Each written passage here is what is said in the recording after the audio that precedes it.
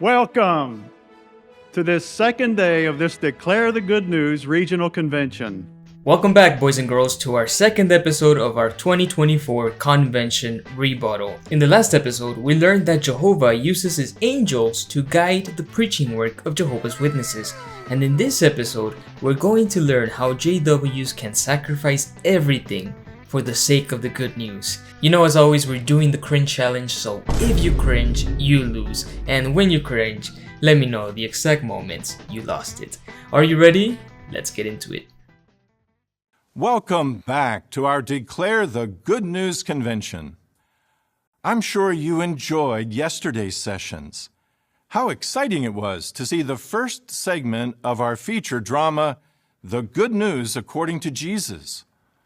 What was your favorite scene? Oh yeah, my favorite scene was when Ozzy Gabriel showed up to some random shepherds and they just started chanting like a creepy cult. Praising God. Glory in the highest above to God, and on earth.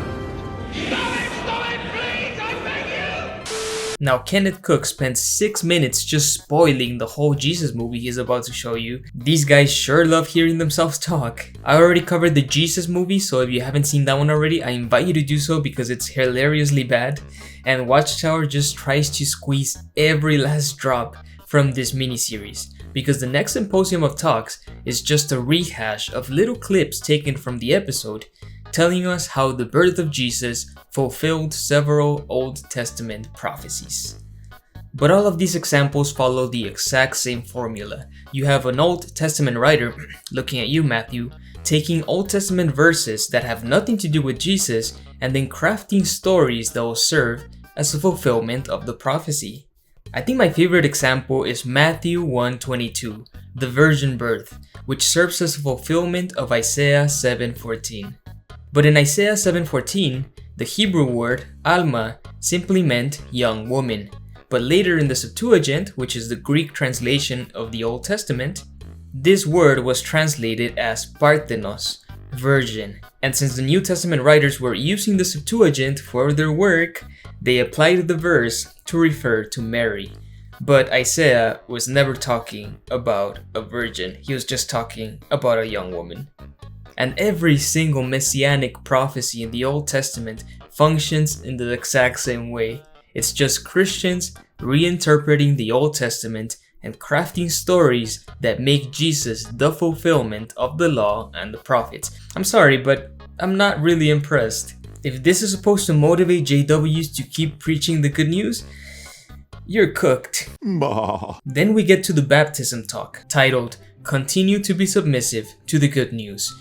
Yikes. And as is customary with baptism talks, they bring up two unsuspecting sisters to convince all the young ones why dedicating yourself to to Jehovah, is the best way of life. In what ways have you benefited from maintaining a good spiritual routine? Hannah. Thank you, Sister Walker. Very nice expressions. Well, Sophie, if we could now turn our attention to you, please, and ask you this question. How have you benefited from setting spiritual goals? Well, by setting realistic and small spiritual goals, it helped me to see clearly the path that I need to take to get to some of my more major goals, like getting baptized and thanks to Jehovah, now regular pioneering. Very nice. Now, you mentioned some small goals. What were some of those smaller goals? Well, for instance, I love reading, but I noticed that a lot of my time through the day could get spent lost in a book. So I decided that one time a day when I would normally read a fictional novel, I would instead read the Bible. What's the difference? Excellent, and you do an excellent job. Thank you, Sophie. Thank you both, dear sisters. Nice expression. Yeah. Sophie, when you wake up from this cult, shoot me an email and maybe we can have you on the channel one day. Think about it this way. When getting to know someone, individuals may wisely use a chaperone. Chaperones are not there to ruin the time of the couple, no, but to provide protection. Yes, guys, JWs are still expected to bring a chaperone to their dates, just like in the 1950s. So it wouldn't be wise to, let's say, pick up the chaperone, drive about 10 feet, and say, you know what? I don't think I need you. Would you mind getting out and just stepping on the side of the road and just take off and leave them there? We wouldn't do that, would we? No, I wouldn't, because I wouldn't bring a chaperone in the first place. What is bro even yapping about? You see, the elders can be a source to provide protection as well, loving guidance and assistance. Don't, in effect, leave them on the side of the road by ignoring their counsel and advice, especially if it's unsolicited. Get to know these brothers, accept their help. In fact, benefit from these older men and all mature brothers and sisters that are in the congregation. I don't know about you guys, but the moment I stopped caring what the elders thought about me, my mental health improved tremendously. So yeah, kick them out into the curb. You don't really need them. And now come the baptism questions, which will seal the fate of a few unfortunate souls for all eternity. Here's the first question. Have you repented of your sins, dedicated yourself to Jehovah, and accepted his way of salvation through Jesus Christ? Your answer, please. Oh, well done. Wait, how many people was that? Like 3? Oh, I like that. You shook the rafters. We don't have rafters here. We got steel girders. I don't know. Construction. You shook the construction. Oh, brother, this guy stinks! Our second question. Do you understand that your baptism identifies you as one of Jehovah's Witnesses in association with Jehovah's organization? Your answer, please. Well done. Your clear affirmative answers to these questions indicate that you are qualified for baptism as ordained ministers of Jehovah God. So those are the 2 baptism questions, guys. They don't even mention the Holy Spirit anymore, but they do mention the organization, because that's how Jesus wanted us to get baptized, in the name of the organization.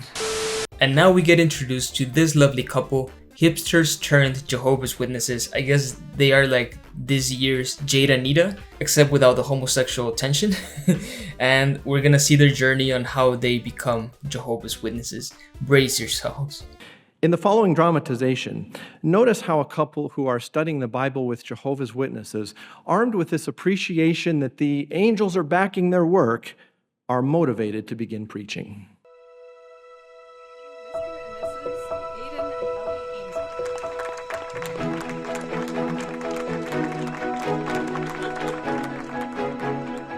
Oh no, a small hipster wedding. How dare he not use a tie?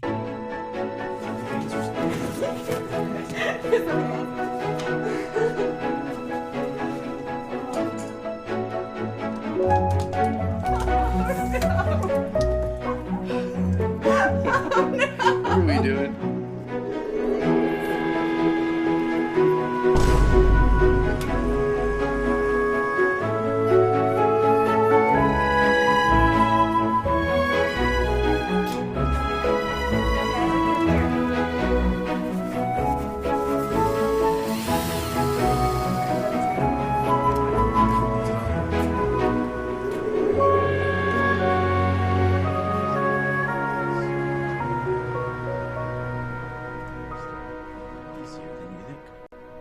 Yeah, right.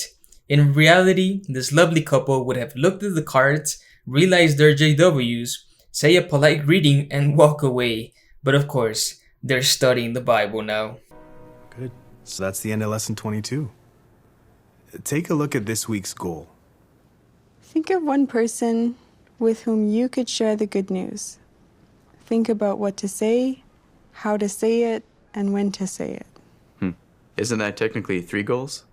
You'll do great. Let's close with a prayer. Well, Jocelyn wants me to do this meditation seminar. You guys are into that, right? Oh no, not meditation. We were. But I'm like, I can't deal with that right now. With everything happening in the world, inflation is killing my business. I just have bigger problems to think about. But what's bigger than inner peace? Making payroll. Your brother is a Neanderthal. Look, it's not my fault the world's a mess. What do you guys think? So, what did you say? We totally froze. Yeah, what are they supposed to say? Oh yeah, the reason world conditions are not doing so good right now is not because of human incompetence or corrupt governments, it's because there's an evil spirit creature ruling the earth, and Jesus started ruling invisibly in 1914, but he hasn't done jack shit yet. But he's going to destroy all the evil, unbelieving hipsters, unless they repent and get baptized. I don't know, man, it's kinda hard to sell this message to your family without coming off as a bit of a loony. It's a big step to share what you've learned. It's just for us. Our spirituality's always been, personal. We've never liked the idea of pushing our beliefs on others. Seems reasonable to me. I know we're not pushing, but We used to feel the same way. I didn't think I could ever preach. I didn't even like the word preach. how did you get over it? Well, the more we studied, the more we came to realize that when Jesus said, "Go and make disciples," he was talking to us. No, he wasn't. He was talking to his 11 disciples. Bruh. It's the work that Jesus gave each one of us, personally. Sometimes it feels like it's too much for us. Well, it is too much for just us. But do you remember what Jesus promised next? I am with you. Exactly. And he knew that sometimes it would be hard. But we have some very powerful help. Here's some homework. Take a look at Revelation chapter 14 and verse 6. And I saw another angel flying amid heaven, and he had everlasting good news to declare to those who dwell on the earth. And this is a neat point in the research guide. It says that God's angels do not preach directly to people. I'm so glad Blake got us to do this homework. I didn't realize mid-heaven means overhead. Help is so close. Yeah. They're right there with us.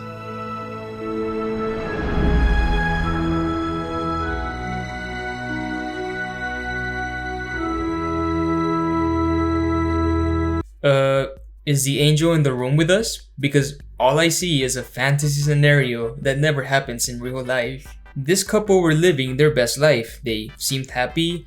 Hell, they even volunteered at a food pantry, something JWs are not encouraged to do. The last thing these guys need is a doomsday cult to strip them from their personality and good vibes. It gets worse though.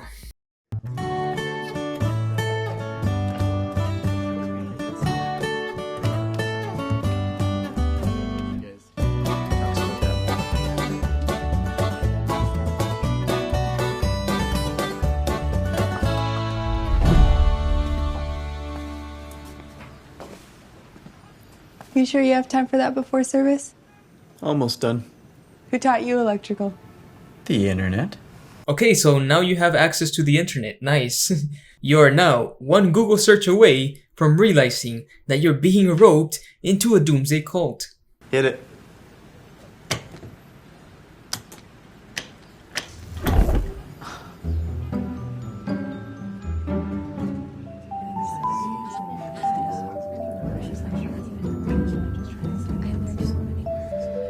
Uh-oh, let the judgment begin.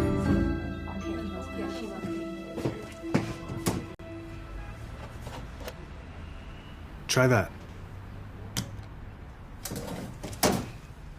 Let there be light. Amazing. Sorry about today. I know we haven't been on much lately. It's just our schedule. We work all week, plus meetings and family worship. And on the weekends, these house projects just kind of take over. You've got a lot on your plate. But we know that ministry is important. Jesus gave us this work to do. Right. But Do you think there's more to our preaching than just this work we need to do? Well, it's also how we show love for people. That's true, too.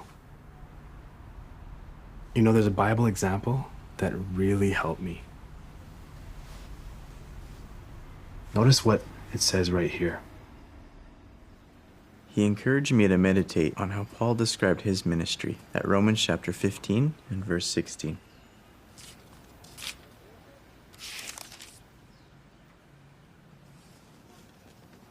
I am engaging in the holy work of the good news of God. So to Paul, his ministry wasn't just work. It was the holy work of the good news. Exactly. So it's work, but make it holy. His ministry wasn't something Paul did in addition to his worship.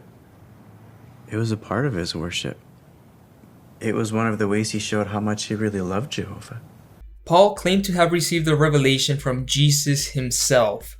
You are only preaching because other brothers are telling you to. Trust me, if the governing body came out tomorrow and said, "Hey guys, it's okay, you don't have to preach, that's not a requirement for salvation," I think most JWs would just drop the act and stop knocking on doors, because knocking on strangers' doors on a Saturday morning really sucks.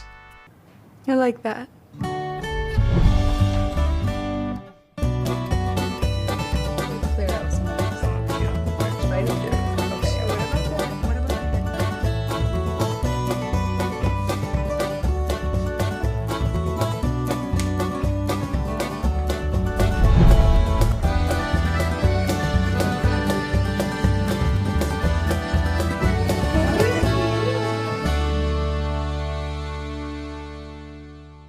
These brothers missed the memo. You're no longer required to wear ties to the ministry. It is the opposite of being eager. Being lukewarm. Lukewarm is defined as showing little or no interest or enthusiasm. What can make us lukewarm about preaching the good news? Well, we may preach in an unresponsive territory, face bans to our preaching work, or have difficult personal circumstances that make preaching, our act of worship, challenging. Or get this, deep down, you know it's all BS. The reason Jehovah's Witnesses are not zealous in the ministry is because in the back of their minds, they know it's a waste of time. People are not interested in religion anymore, or if they are, they don't want to be converted. Plus, every year that passes, it just becomes harder to preach, not because of persecution, but because Armageddon should have arrived decades ago, but we're still here. And after COVID-19 came and went, it seems that all the zeal that was left is now gone. The excitement for the ministry only exists in these propaganda videos and nowhere else. And we all love Jehovah, but perhaps some of us don't necessarily enjoy preaching. Perhaps talking to strangers is a little bit awkward for us, or we feel that we don't convey the message in the most appealing way. Well, if those challenges ever make you begin to feel lukewarm about preaching, remember two things. First, remember who loves you.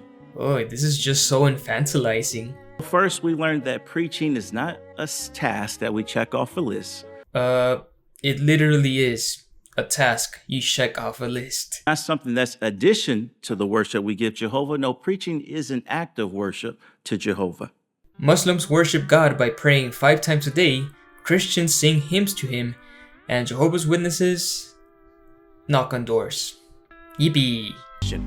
Do you think God hears our prayers? Is that something that you've wondered about? Good morning. We're asking our neighbors a question. Do you think God hears our prayers? But does God hear our prayers? Have you ever wondered that? Psalm 65:2 answers the question. And it says, I've got to try something different. Now that's a realistic portrayal of the ministry. The guy who knows it's all bullshit, the mother who's pissed because you just woke up her baby, and the old man who doesn't recall which planet he's on. Oh man, fun times. Just preparing. Focus on whoever's behind the door. instead of myself. I was thinking about family worship too. You know, we've always cared about people. We just have to let it show. Let's pray for Jehovah to help us do that. Crazy how before, when they were still hipsters, this couple showed love for their community by volunteering at a food pantry, but now that they converted, all they do is peddle their religion door to door? Like, who exactly is this benefiting? Dear Father Jehovah, may we come to you now?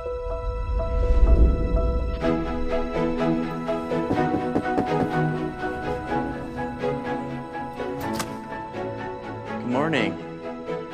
Oh, I see you got your hands full. Yeah, hot water heater. I feel your pain. Ours broke last month. We'll let you get back to it. Thank you. Last week, the roof next to furnace. Our fixer-upper is full of surprises too. My name's Aiden. This is my wife, Ellie. I'm Russ. Nice to meet you, Russ. About the hot water heater. I found some videos online that saved me hours. I can pull them up. It's okay, I think I've got this. But thank you. So, what's this all about anyways? Well, we live nearby, and we've been volunteering to share something that's really helped us as a family. So now, instead of going straight to the Bible, they tiptoed around the subject and feigned personal interest so the guy could drop his guard, and then they sneaked the Bible into the conversation. It's the same ministry, but with extra steps and much more disingenuous. This religion is cooked. Growing up, I wasn't really religious. What interested me more was getting rich. So now we see a video of this dude from Africa who migrated to Europe, got into some trouble, landed in prison, and there he was converted into a Jehovah's Witness. Big surprise.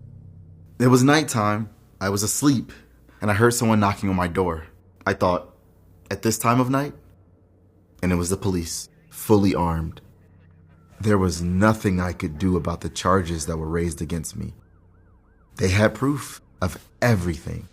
Oh no, not the consequences of my own actions. I was placed in a cell far away from everyone else, so I couldn't even talk to anyone. There was no one to help me. I had no one, apart from my wife, who would visit when she could. I was hopeless. Incarcerated people are especially susceptible to be converted, not only by JWs, but by all sorts of loony Christian groups, which carry out prison ministries. I mean, when you're in prison, you're already rock bottom, and as we've seen in the convention so far, it's always vulnerable people who end up converting. Now, to be fair, in Frederick's case, the experience he's telling us, he seems to have really benefited from learning about the Bible and getting baptized, which just goes to show that some people's lives are better with religion. I just wish he would have chosen something a little bit less extreme. At Luke chapter 6, verse 38, Jesus instructed his listeners to practice giving. At our conventions, we have the opportunity to give financial support to the kingdom work. Yeah, I'm sure that when Jesus asked us to be generous, he was specifically referring to donating to a multi-billion-dollar corporation. How else are his movies gonna get made? Well, the truth is, as we find ourselves living in the tail end of these last days... That's a new one. The tail end of the last days. A new doomsday phrase to add to my collection, along with just around the corner, or the final part of the last days. We can see clearly Satan's influence growing in the earth. And with Satan's influence growing in the earth, obviously that's going to have an impact on individuals, an impact on the way they respond to our preaching work. Yep, if you don't listen to what JWs have to say, you are clearly being influenced by Satan. Belief in God, respect for the Bible, those things used to be very important to many in the world today.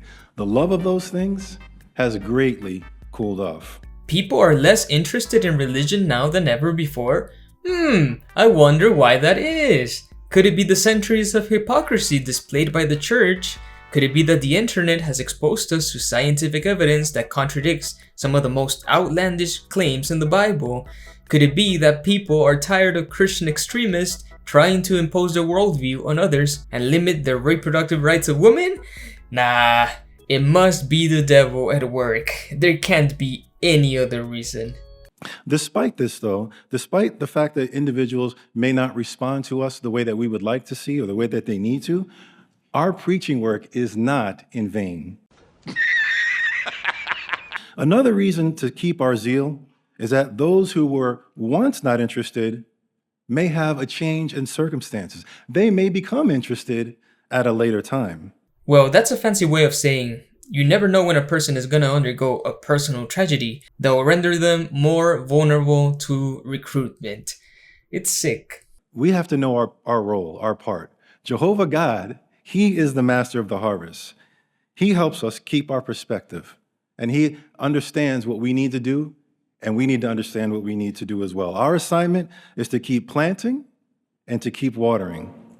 Jehovah is the one responsible for growth. So if Jehovah is responsible for growth, then he's been doing a piss poor job at it because this religion hasn't seen substantial growth in the past 2 decades.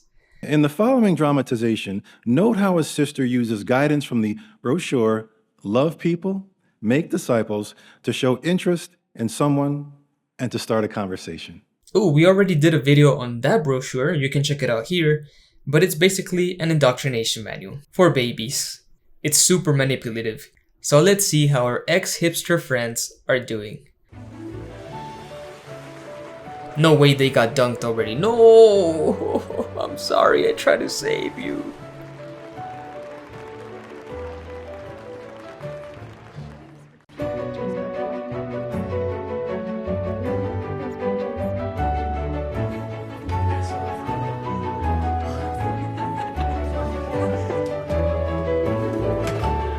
What the dog doing?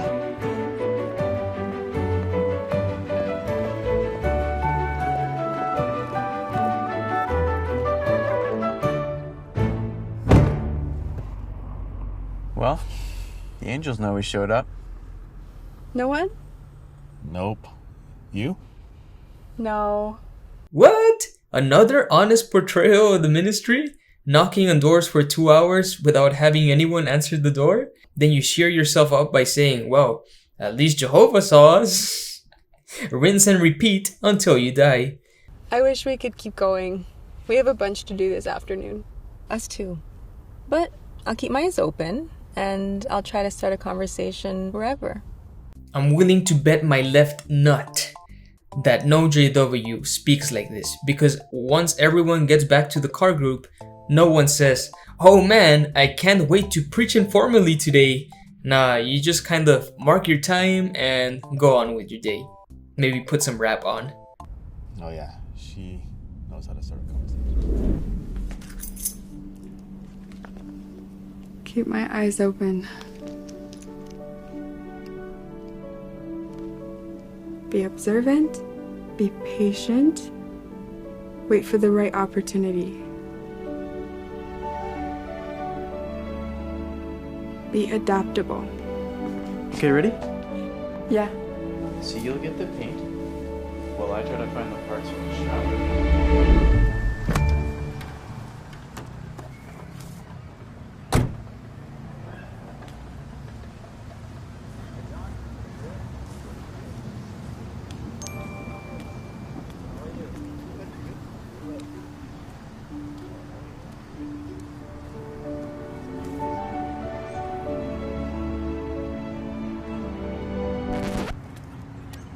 Ooh, she probably felt the bad juju coming out of this robot. I would have left too. So I'm supposed to stay home all day waiting for you to get back? So that's my fault.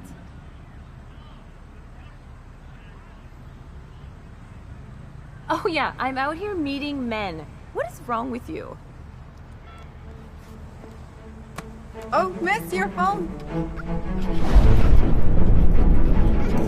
Oh, hello. Senior laughed bad. I'm so sorry. That's okay. It's okay. He's just making friends, aren't you, Senor? Oh, are you okay? Men. You wouldn't know it, but I handle fluff better. Well, men and dogs are different despite what you hear. I'm Ellie. Elba. My husband and I moved here a couple years ago. You? Same. We moved for Robert's job. What does he do? He's a supervisor.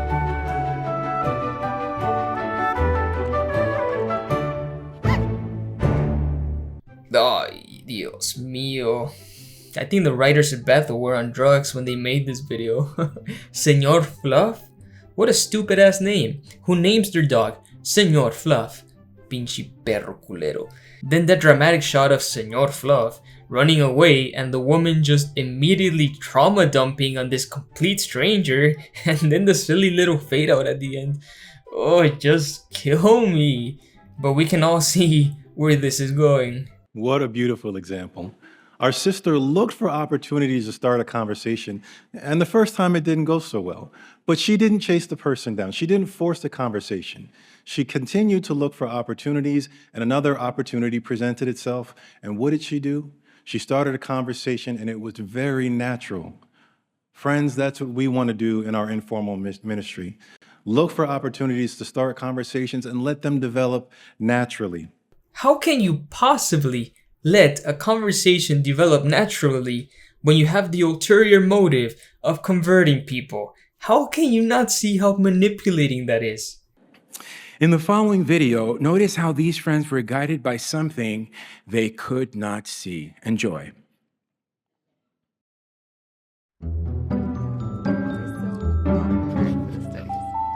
Honestly, it's been really eye-opening. We didn't know the Bible was so practical. We love what we're learning. And I feel like we finally have something we're doing together. Ooh, nothing more romantic than getting roped into a high-control religion. But we have a question. Shoot. So, we're with my folks, and they start talking about how bad the world is getting. And we just kind of, I don't know. Rose? Exactly. Yeah, we've been there. And then today we watched this video about Evangelizer School. Is that what did it for you? No, we haven't been. Oh. We thought you went because you two are like walking Bible dictionaries. No, really. We all learn to witness the same way. Study, the meetings, and a little prep. We'll help you. That would be great. Thanks. We need all the help we can get. Walking Bible dictionaries?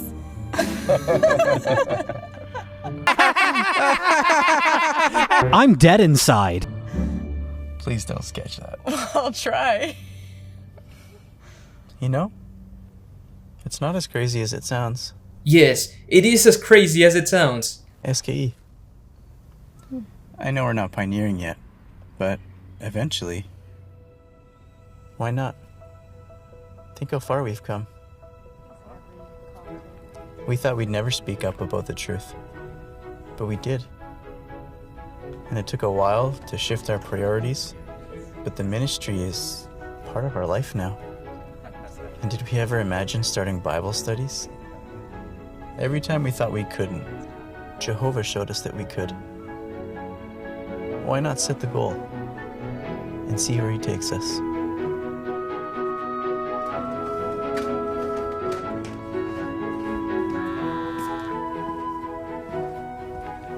Hey, Blake. Uh-huh. Wow. Might be a trip down assigned territory. Are you interested? Yeah. We are. Friday night to make plans. Oh, we'll definitely pray about it. Oh, okay. See ya.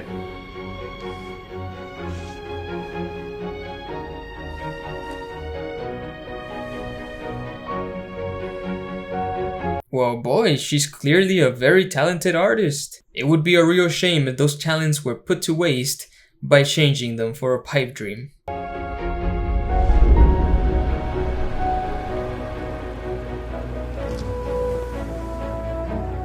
This is it.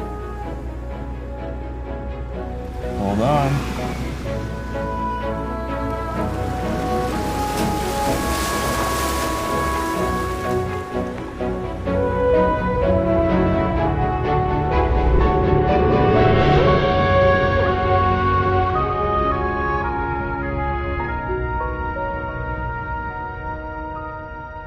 The first time I watched this scene, I just burst out laughing. An angel was watching over them the entire time. How else would they have crossed this puddle? These videos keep getting campier and campier. Like, I low-key feel bad for this poor angel. While his friends get assigned to close the mouths of lions and smite thousands of Assyrian soldiers, this poor chap got stuck in the puddle management department. So like, how does this even work? Does every JW have their own guardian angel? Or do you have to be like in a group for it to work? Angels have the power to help you escape prison. They did it with Peter, so why is it that no angel helps the Russian JWs escape from their cells?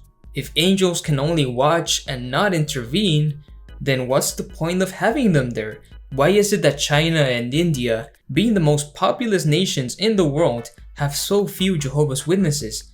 Are the angels racist? Are they afraid of Xi Jinping? Do they hate Indian food? No one hates Indian food. Do they? Somebody answer these questions for me. In the video, did you notice the angel flying in mid-heaven? Just because they couldn't see him doesn't mean he wasn't there. You can't prove angels don't exist. Therefore, they're totally real. Did they allow the unknown to stop them? No. Did they allow the uncertainty to paralyze them? Not at all. Dog, it's not like they went to fucking Haiti to preach. They just went to rural territories in the United States and they crossed the puddle. So brave of them. Young ones, would you like the best life ever on this side of Armageddon? Would you like exciting assignments? Would you like to wake up in the morning and jump out of bed and run to your assignment because you know you're touching the lives of others and you are working with the best people on earth? If so, do not look for a career in this world. Why the hell is he panting? This Humpty Dumpty of a man is raising so many red flags. He gives me the ick. The work environment today is toxic. Most are just bidding their time to retire and get away from secular work. Yeah, dog. That's the point of retirement. So, if you were to prepare a list of skills and qualities needed for the full-time service, what would be on your list? Here are 5 that we will discuss, and you can start working on right now. Okay, I'm ready. Number 1, learn to read and write well. So pay attention in school when these topics are discussed on learning to read and write. You're going to need them in the full-time service. Okay, so education is good when it teaches you basic literacy, but it's bad when it sets you up to have a comfortable life? Got it. Number 2, learn a trade or develop a skill to support yourself in the ministry. Again, be like Paul. He knew how to make tents with his hands to support his ministry. He did not rely on his past higher education. Wait, isn't learning a trade also higher education? It takes a year or 2 to get an associate's degree, so what's so bad about investing another 2 years for a bachelor's? Or 4 more years for a master's? Sure, it would take more of your time for a while, but in the long run, you would earn more money and then be able to dedicate even more time to the ministry. You know, if Watchtower had more than 2 collective brain cells, they would be promoting college instead of demonizing it. Just look at the Mormon Church. They encourage higher education, and that leads to bigger donations by the members. Come on, Watchtower.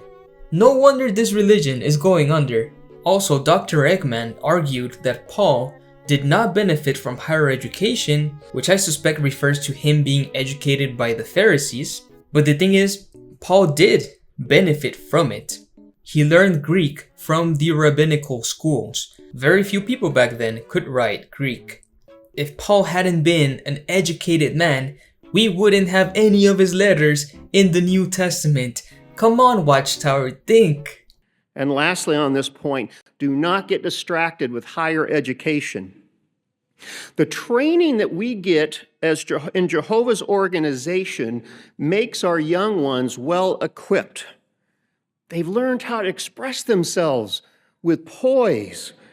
They can have a meaningful conversation with a human being rather than just a cell phone. So, of course, the universities want our children. Of course, school counselors are going to push you to go to college. You're desirable to them because of your training by Jehovah's organization, but do not let them trick you into thinking that higher education is going to make you happy. What a fucking dumbass. Yeah, that's my comments. That's all I have to say. Number 3, develop good communication skills. This is not just that you can talk to others, but it's also that you can listen. Being a good listener is a lost art. Listening means you have an interest of others. So it's going to help you in things such as informal witnessing. Informal witnessing is taking an interest in somebody, asking them a question, and then listening. Most people in this world do not have anyone who's willing to listen to them. Yeah, and most people are not going to start a conversation with you with the ulterior motive of converting your religious beliefs, because most people are not in a doomsday cult. Point 4, cultivate humility. Jehovah cannot use us if we're not humble, and Jehovah's organization cannot use us. So when direction is given by Jehovah's organization, listen, accept it, and apply it. Dude, just bring out the Kool-Aid already.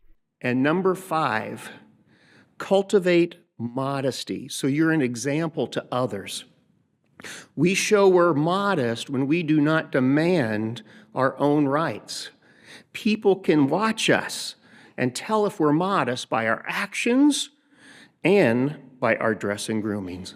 To a Jehovah's Witness, being modest means following the current dress code dictated by the governing body. Only 1 year ago, you would not have been allowed to give a talk at the convention with a beard, but now it seems like half of the brothers in this convention have beards, only because the governing body gave the okay. So being modest in this religion means obeying the law of the governing body. Next, he gives separate advice for the ladies and for the dudes, telling them how Jehovah's organization is gonna give them good communication skills and all that good stuff, as if you needed to be part of this religion to be a good communicator. And we see the real world negative consequences that this religion has on young people. When I worked secularly, there was a trap in earning a lot of money and becoming materialistic. But the training our parents gave us when we were kids helped me to keep my life simple. So at work, when I was offered overtime for higher salary, I didn't accept it, even if it meant a lower salary. I wanted to be able to devote everything I had to Jehovah's service. But there were times when I wanted to go to university and see how far I could go in this world. Instead of letting my feelings dictate what I should do, I decided to think things through.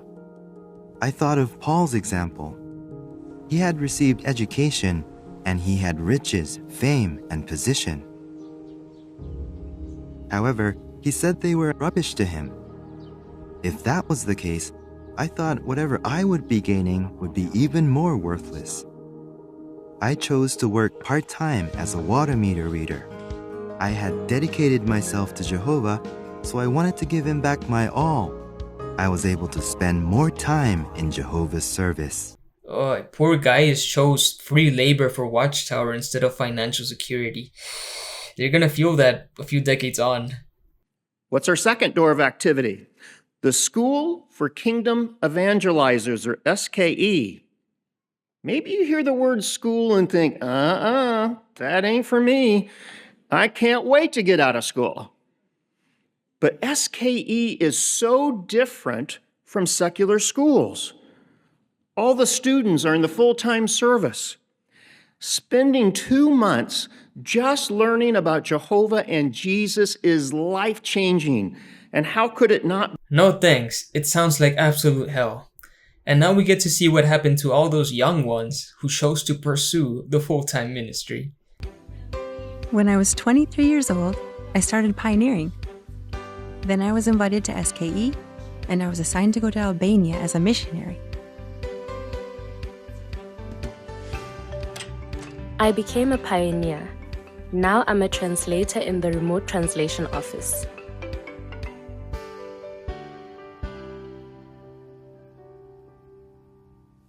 I married a brother who had similar spiritual goals as me. We pioneered together for 2 years, and then we got the wonderful opportunity to serve as construction servants. I pioneered for about 2 years. Then I was invited to Bethel and I serve in the bindery. I started pioneering. Then I received an invitation to attend SKE. I am currently serving here in the service department in the Philippines branch. I never thought that Jehovah would use me in such a manner. No. Never. Notice how all these assignments center around the production and distribution of Watchtower material, not feeding the poor or helping the homeless as Jesus wanted. Nope, it's all about spreading the religion. We should check back with these people in 20 years, see how they're struggling to pay their bills amidst a world that cares less and less about their message. If you do all things for the sake of the good news, you will have a rich and satisfying, and I will say an exciting life filled with wonderful blessings. You'll have the best life possible on this side of Armageddon. So when Jehovah asks, who will go into the full-time service for me? Will you respond, Jehovah, Jehovah, here I am, please send. Oh, get out of here, you lunatic. I've had enough of you. That last part was so infuriating. Just another reminder of how this religion sets people up for failure. Millions of young people encouraged to dedicate the best years of their life to perform free labor for a corporation instead of preparing them to survive in this economy. And don't get me started on those silly dramas, teaching JWs to see their neighbors as potential converts instead of, their neighbors. In JW land, every conversation must be steered towards the religion, and all your personal ambitions are to be sacrificed for the sake of the good news. The good news that, very soon, 8 billion people will be executed in cold blood for the crime of not being JWs. It doesn't get worse than this. So let me know what you thought of this convention in the comments below. We still have one more part to go. This is part 2 out of 3. Check episode 1 if you haven't already, and hit that subscribe button so you don't miss episode 3. Let me know the exact moment you lost a cringe challenge, because I love reading your comments. I want to thank my wonderful Patreons and YouTube channel members, but especially my top donors in the Tony Morris rank, namely Christian P, Jason C, Juan R, Robert C, Carol Ann, ASRIzer4, Apostateministryschool, ExJW MJ, The Governing Body, Anonymous, and Daniel B. If you would like to join these wonderful people, please head on over to Patreon or join the channel. It's only $1 a month, and you get early access to all my work. Thank you so much. Take it easy, guys. Have a wonderful day, and stay away from the tower.